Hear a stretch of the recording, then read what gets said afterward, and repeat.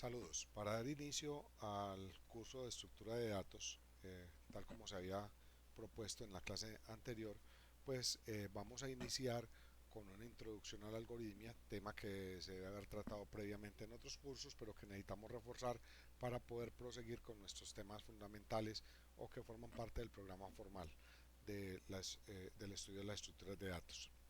En esta presentación básicamente vamos a tomar como referencia los conceptos generales de lo que son los algoritmos, cómo es su implementación y cuáles son los pasos que se deben seguir para completar el desarrollo de un programa. Es importante tener en cuenta que estos pasos son recomendaciones generales hechas por varios autores acerca de cuál es el procedimiento a seguir para garantizar que un programa sea realizado de la manera adecuada. Sin embargo, no debemos olvidar que el desarrollo de software es un proceso cognitivo propio de cada individuo que a partir de su experiencia y de la práctica continua puede lograr el desarrollo de buenos programas, de excelentes soluciones, sin necesidad de estar limitados a procesos o procedimientos estándares. Esto es algo que a veces entra en contradicción con los conceptos mismos de lo que es el desarrollo intelectual de los individuos, pero buscamos es que haya una herramienta básica que nos permita llevar a cabo u obtener soluciones adecuadas en los procesos. Posteriormente al estudio de estos pasos vamos a ver un ejemplo sencillo y vamos a sacar unas conclusiones que nos permiten generar la base para lo que sigue en el curso.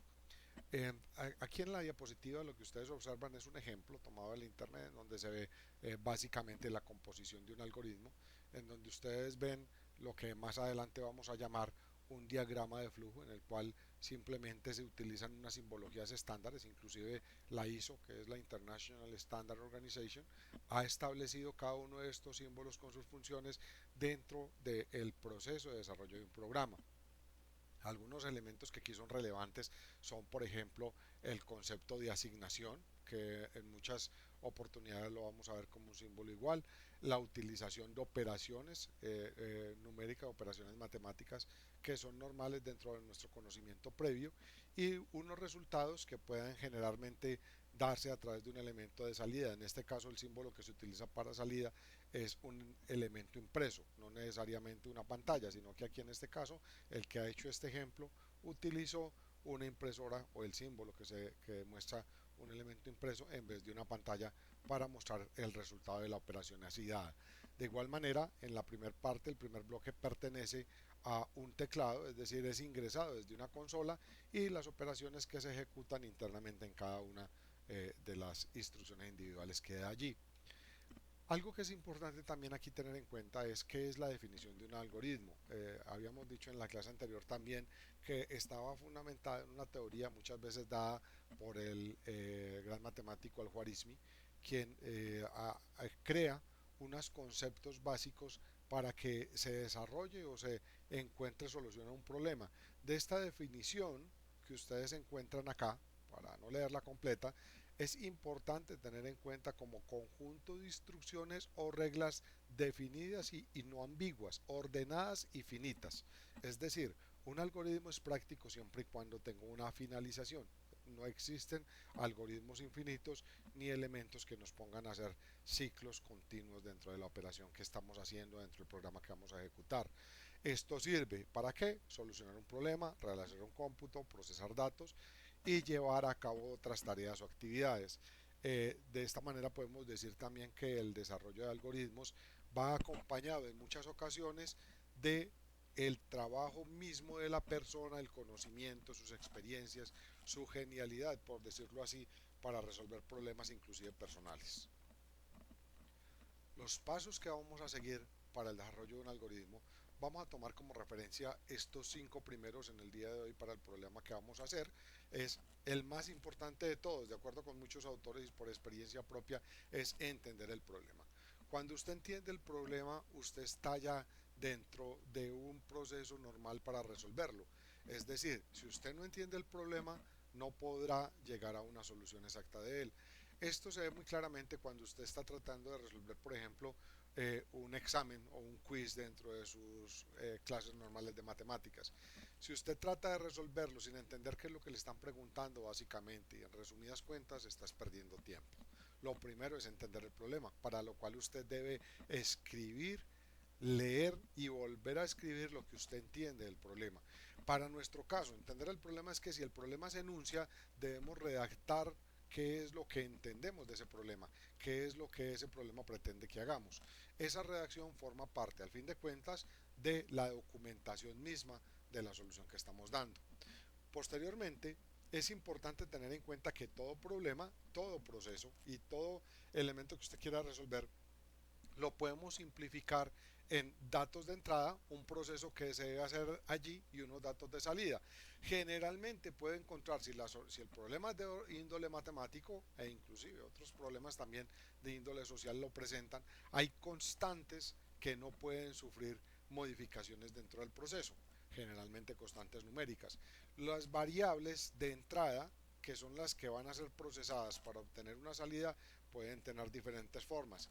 La clave del programador está en identificar claramente cuáles son las variables de entrada. Es allí donde ya puede usted establecer cuáles son los pasos para el desarrollo de un proceso. Otro elemento fundamental en la solución de un problema es tener clara cuáles son las ecuaciones y comparaciones. Esto sí, pues es obvio en aquellos problemas que implican soluciones matemáticas. Otro tipo de problemas que no sean matemáticos, pues tendrán ecuaciones o soluciones, o más bien elementos o comparaciones lógicas que no necesariamente involucran procesos matemáticos, pero esto ya depende más de lo que usted haya tenido como comprensión o entendimiento del problema. Posteriormente debemos pasar, o la recomendación es, a desarrollar un diagrama de flujo. Este diagrama de flujo, como lo veíamos inicialmente, puede ser del tipo diagramación libre, donde se utilizan unos símbolos estándares de la industria del International Standard Organization, o puede ser un diagrama muy sencillo desarrollado a través de otros lenguajes, como por ejemplo el caso de UML, que ustedes lo estudiarán más adelante, o diagramas de tipo bloques, en fin, hay mucho tipo de diagramación que se utiliza. Por ahora y para iniciar el curso trabajaremos con diagramas de flujo del tipo diagramación libre. Ya al finalizar en el diagrama de flujo usted puede plantear un pseudocódigo en donde lo que se hace es a través de código normal, es decir, de términos normales utilizados dentro del idioma nuestro, se recomienda mucho el uso del idioma inglés, usted pueda representar qué es lo que la máquina debe ejecutar para poder resolver el problema que usted ha hecho hasta el diagrama de flujo. Hasta estos 5 pasos, digamos que es una parte importante que usted tenga muy clara que la solución ya debe estar prácticamente resuelta. ¿Cómo hace usted para validarla? En los dos últimos procesos. El proceso siguiente es una prueba de escritorio en la que, como su nombre lo indica, usted utiliza unos métodos a través de una hoja de cálculo, a través de un escrito normal, de separar las variables, ver cuál es el comportamiento de esas variables dentro de la ejecución del diagrama y si se obtienen o no los resultados. Esto no es una garantía de que el programa va a estar 100% resuelto. Quizás es allí en esas pruebas de escritorio en donde usted va a detectar cuáles son las falencias que se generan y es allí en esas pruebas de escritorio donde usted va a buscar soluciones para que el programa funcione de manera adecuada. Por último, se encuentra la implementación, es decir, utilizando un lenguaje de programación ya normal, usted puede empezar a generar soluciones que sean visibles o puedan ser ejecutadas desde dicho programa y garantizar que funcionan de manera adecuada.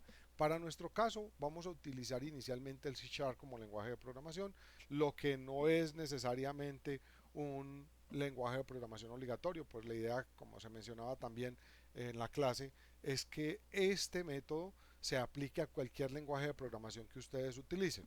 Desde Java, Python, cualquier lenguaje de programación que tengan en mente puede aplicar los mismos principios que vamos a estudiar acá en estructura de datos.